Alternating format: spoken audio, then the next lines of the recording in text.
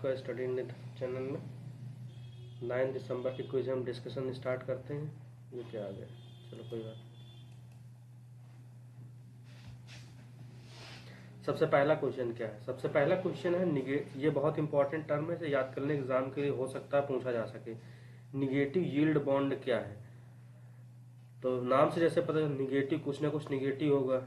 अब बॉन्ड दिया है तो बॉन्ड आपको पता होना चाहिए। यील्ड क्या है कि मतलब बॉन्ड को अगर हम कुछ समय के लिए रख देते हैं, किसी निवेश मतलब कोई निवेशक किसी भी के बॉन्ड खरीदता है, सरकार या कोई भी पीएसयू कुछ भी निकालती है अपने बॉन्ड, उसे खरीदता है और कुछ समय के लिए अपने पास रखता है, तो उसको कुछ ना कुछ ब्याज मिलता है और कुछ ना कुछ उसे प्रॉफिट होता है। मगर यहाँ क्या दिया, निगेटिव यील्ड बॉन्ड, तो इसका मतलब क्या है कि उसे प्रॉफिट तो नहीं, उसे थोड़ा मतलब कम ही करके उसके जितना उसने रुपए दिए उससे थोड़ा कम रुपए करके कुछ वर्षों बाद वापस किया जाएगा। जैसे पहले ऑप्शन में विकल्प में देखो क्या लिखा है, ये ऋण साधन है, बिल्कुल सही, जिससे ऋण इकट्ठा किया जाता है जो निवेशक को बॉन्ड की खरीद मूल्य को कम परिपक्वता राशि का भुगतान करने की पेशकश करता है, बिल्कुल सही, पहला ऑप्शन बिल्कुल सही है।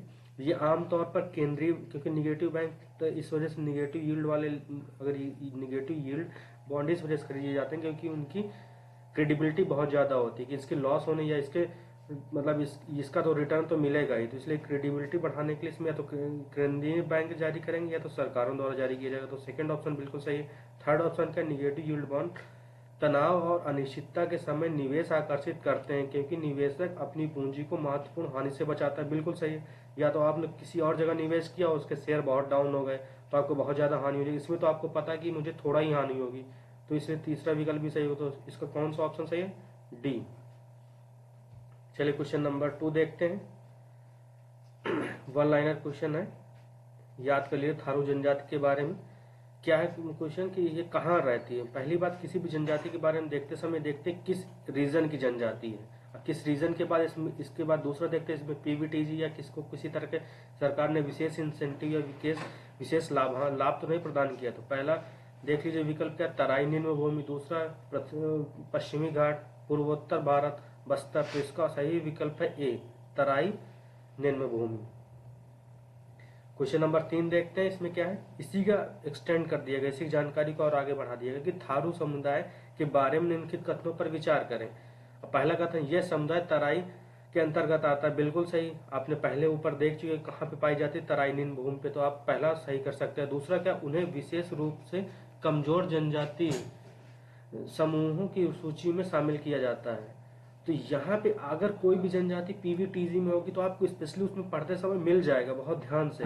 तो ये तो याद रखना पड़ेगा कि आप पढ़ते समय ध्यान रखेंगे पीवीटीजी में है या नहीं, तो ये पीवीटीजी में नहीं है, तो पहला ऑप्शन सही हो जाएगा, ये विकल्प इसका सही है। क्वेश्चन नंबर 4 क्या है, हाल ही में समाचारों में चर्चित हवाना सिंड्रोम है, बहुत इंपॉर्टेंट है क्योंकि अभी हमने कल देखा था कि माइक्रोवेव की वजह से अभी चाइना में कह रहे हैं कुछ लोग बीमार हो गए, तो ये अभी नहीं, ये बहुत पहले 2016 में भी ऐसा हुआ था कि लोग हवाना जगह पे लोग बीमार होने लगे, तो इसलिए इसका नाम हवाना सिंड्रोम रख दिया गया।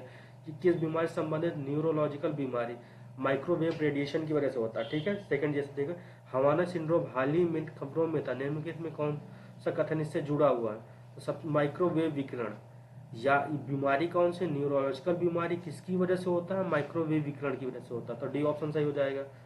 अब देखिए अगला क्वेश्चन नंबर 6 क्या है, ब्रिटिश काल के दौरान पगड़ी संभाल जट्टा आंदोलन किससे संबंधित है? अभी कृषक आंदोलन चल रहा है, तो इसके संदर्भ में ये भी पूछा जा सकता है। एक तो पहले जट्टा दिया हुआ, जट, तो इसका मतलब क्या है कि ये मैक्सिमम कृषक लोग होते थे, तो यहाँ पे अगर सामाजिक धार्मिक सुधार आंदोलन, थोड़ा मतलब नहीं लग रहा कि होना चाहिए, संभावना कम लग रही है। दूसरे देखते हैं, अंग्रेजों द्वारा वन उपज बेचने पर प्रतिबंध, तो वन उपज, क्योंकि ये कृषक लोग हैं तो वन उपज से इनका ज्यादा लेना देना नहीं, तो सेकंड ऑप्शन तो आप वैसे भी कट कर सकते हैं।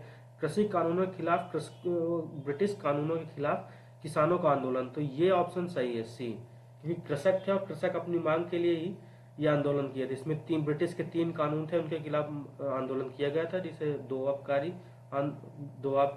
अधिनियम और पंजाब अलगाववादी अधिनियम और पंजाब उपनिवेशवाद अधिनियम, ठीक है। क्वेश्चन नंबर 7 देखते हैं, इसमें क्या है, ब्लैक कार्बन के बारे में जानकारी दी गई है।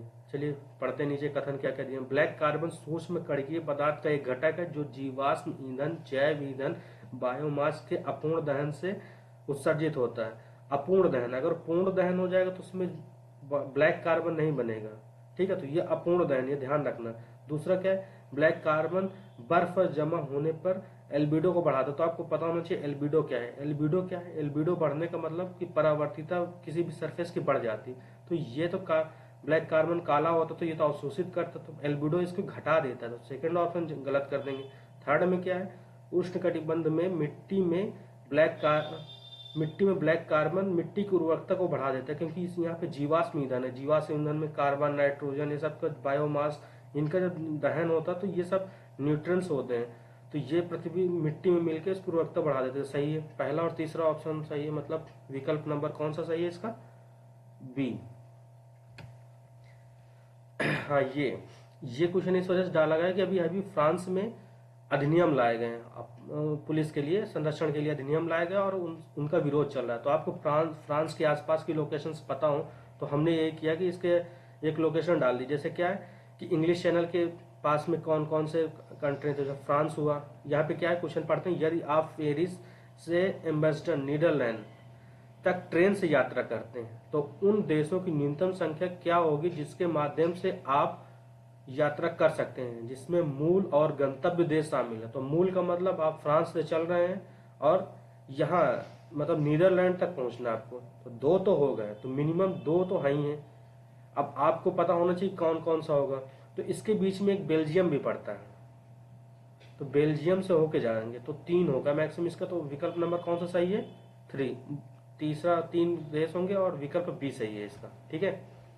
क्वेश्चन नंबर 9 देखते हैं, लिडार के संदर्भ में निम्नलिखित कथनों पर विचार करें। बिल्कुल सही। अब ये है क्या, ये एक टेक्नोलॉजी है, इसके बारे में इसके बारे में दिया गया फर्स्ट विकल्प में, इसके बारे में जानकारी दी गई। यह एक सुदूर संवेदन विधि है जिसका प्रयोग पृथ्वी की सतह की जांच के लिए किया जाता है। तो पहला ऑप्शन बिल्कुल सही हो जाएगा।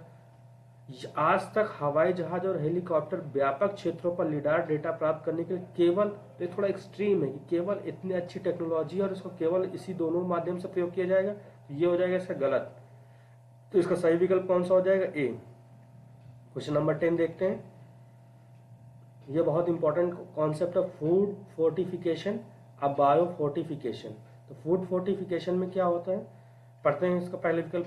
फूड फोर्टिफिकेशन में बढ़ी हुई पोषण माइक्रोन्यूट्रिएंट सामग्री फसल में उगाई जाती है। फूड फोर्टिफिकेशन में क्या होता है कि फूड हमारे पास आ गया, अब उसको किसी तरह उसमें उगने के बाद या कोई हमारे पास फूड, उसमें न्यूट्रिएंट मिलाया जाता है कि इसमें आयरन मिला दिया गया है, आयरन विटामिन सी मिला दिया गया है और विटामिन ई या फोलिक एसिड जो भी मिला दिया गया।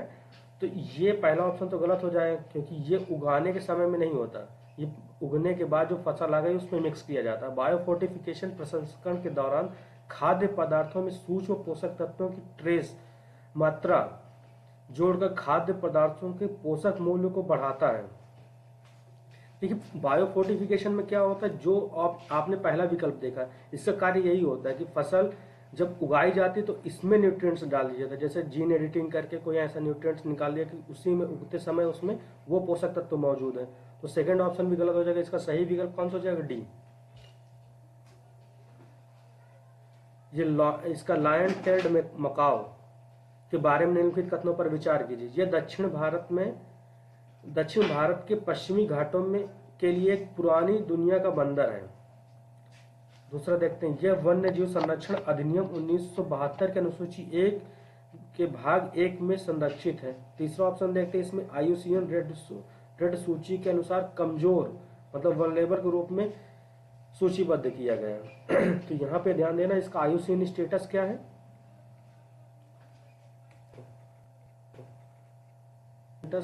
स्टेटस इंडेंजर्ड है, तो ये हो जाएगा यहाँ,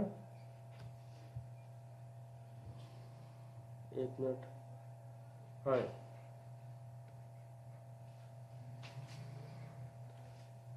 तो इंडेंजर्ड है इसका, तो ये इसका ऑप्शन थर्ड हो जाएगा गलत। ऑप्शन थर्ड जैसे ही गलत होगा तो आप सही विकल्प में पहुंच जाएंगे। इसका और सही विकल्प होगा ए और 1 और 2। तो ऑप्शन कौन सा सही है, ए। चलिए अगला क्वेश्चन नंबर 12वां है।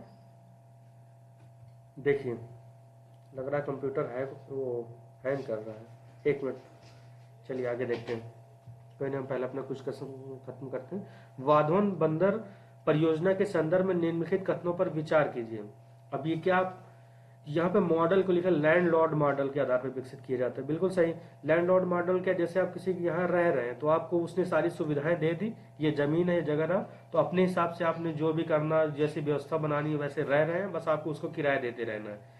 तो इसी तरह सरकार अपना जमीन दे दी है, जगह दे दी है, वहाँ प्राइवेट इन्वेस्टर या जो प्राइवेट लोग वहाँ पे अपने इंफ्रास्ट्रक्चर बनाएंगे, उसके बदले वो लोग उससे जो आय प्राप्त करेंगे वो सरकारों को कुछ भाग दे देंगे। चलिए इसमें है, यह भारत के 13वां प्रमुख बंदरगाह। बिल्कुल सही। ऑप्शन विकल्प 1 और 2 दोनों सही है।